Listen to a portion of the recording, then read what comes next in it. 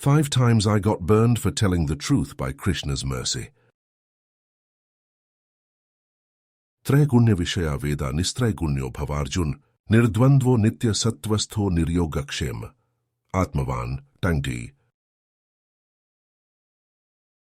Quote, the Vedas mainly deal with the subject of the 3 modes of material nature. Rise above these modes, O Arjuna. Be transcendental to all of them. Be free from all dualities and from all anxieties for gain and safety, and be established in the self. Lord Krishna, Bhagavad-gita 2:45. His Divine Grace A.C. Bhaktivedanta Swami Prabhupada explains that devotional service, bhakti yoga, brings the necessary attributes in a life experience that would be considered good or beneficial. There is no need to strive individually for each virtue. Everything will be accounted for in carrying out sadhana, regulative duties in dedication to the Supreme Personality of Godhead. On the flip side, no matter the heights that we reach, the accomplishments to our credit, the mountains summited, the milestones surpassed, and the accolades and honors showered upon us, if we remain in material life, then we will continue to be miserable. We will fall into the delusions of I and mine. We will swing between acceptance and rejection. We will find happiness that is based only on a paired condition of misery. We cannot be happy on our own. Yasyasti bhaktir bhagavatya akinchana sarvair gunais tatra samasati sura. Hara vabhaktasya kuto mahadguna manorathena sati dhavto bahi.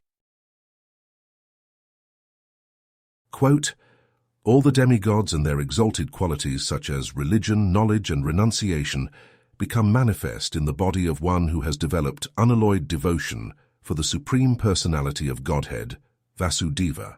On the other hand, a person devoid of devotional service and engaged in material activities has no good qualities. Even if he is adept at the practice of mystic yoga or the honest endeavor of maintaining his family and relatives, he must be driven by his own mental speculations and must engage in the service of the Lord's external energy. How can there be any good qualities in such a man? Srimad Bhagavatam 5:18-12. A person may argue that it is too simplistic to think devotional service will catch every error, fill every gap, and account for every deficiency. In a hypothetical case, a person strives to be honest in every way. They think there is no better way to live than to tell the truth. To them, honesty is dharma, it is the highest religion. We can think of some commonly faced situations where telling the truth might not be the best idea. This is based on the juxtaposition, the high to the low, the dejection to the elation, the depression to the enthusiasm, the failure to the success.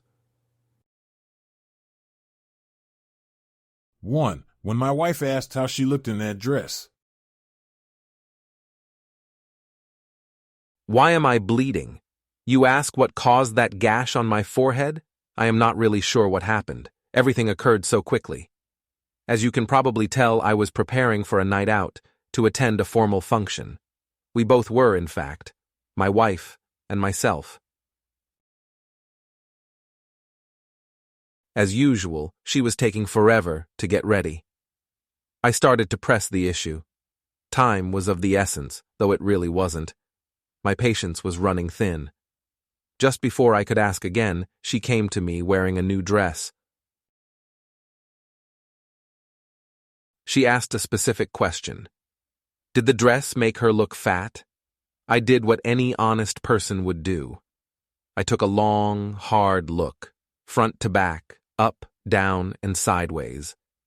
I then told her that the dress indeed highlighted some fatty areas, especially around the belly. Next thing I know, I'm seeing a glass vase heading straight for my face. Bro, why would she do that? 2. When my wife asked about her anniversary present. I was super pumped last night. The weekend was finally here. No more projects to think about. No worrying about the household errands. I took care of everything beforehand. I was ready for the big game, to sit on the sofa and zone out. Of course, a few moments after kickoff, my wife enters the room. She casually asks about an anniversary present. She wants to know where hers is. She is holding a box with a bow on it. I soon realize that this is a gift for me. With my mind focused on the game, I reply that I completely forgot about our anniversary. I guess it is today. It totally slipped my mind. It is not like I had remembered a few days before and then forgotten. It was the furthest thing from my mind. Next thing I know, the television is off. The remote is somewhere outside as it took flight through the window, which is now broken. Oh well, I guess I am not watching the game tonight. 3. When the manager asked about the software. We were on one of those troubleshooting calls. I think 10 of us in a single conference bridge, trying to fix the latest issue. At one point, one of the managers asks about the cause. They want to know why this is happening. I tell them that the entire application is built on a house of cards. You make the tiniest mistake here, overlook the smallest detail there, and the entire thing will collapse. I rhetorically asked what they expected to happen in such a scenario. Well, a few days later I get called into an impromptu meeting. They want to review my comment from the other day. What did I mean by that house of cards remark? Anyway, I was smart enough to lie this time. I said that I was simply trying to make a joke, to lighten the mood. 4. When I had to miss the meeting. I skipped the morning meeting. It clashed with a meeting for my other job. I ended up telling the stakeholders about it. Wow, they were really upset. They could not believe I was working another full-time job. I did not see the issue. It is not like anyone was getting hurt by it. I am thriving at both places. 5. When my kid asked why I failed to bring candy from the store.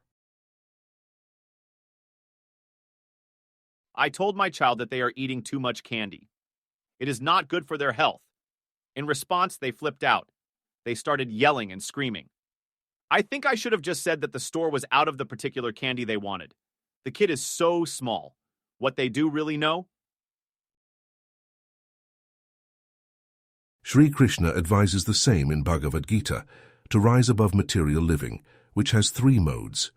To strive for honesty is to seek ascendancy in the mode of goodness, sattva guna. But even this mode is binding. It is not perfection. Prahlada Maharaj explains that real happiness is knowing, connecting with and serving Sri Hari. Otherwise, we only think that we are happy. We mistakenly consider a certain virtue, such as honesty, to be absolute, when it is actually relative.